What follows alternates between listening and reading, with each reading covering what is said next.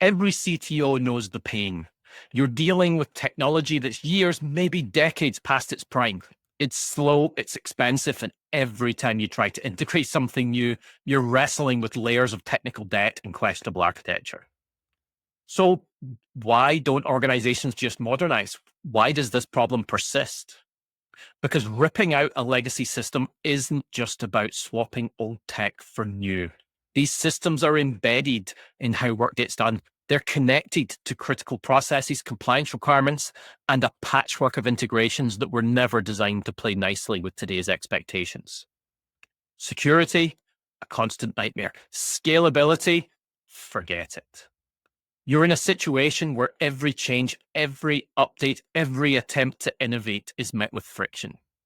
At Naked Agility, we don't claim to solve this for you because no one can just fix a system that's entrenched overnight. But we do help you make sense of the challenge. We help you see the full picture, understand the trade-offs and practical paths forward, whether these are incremental improvements, strategic modernizations, or shifting how your organization manages its systems of work. If you're tired of pouring money into a system that holds you back, maybe it's time to step back and look at the bigger picture. Let's figure out the right approach on your terms.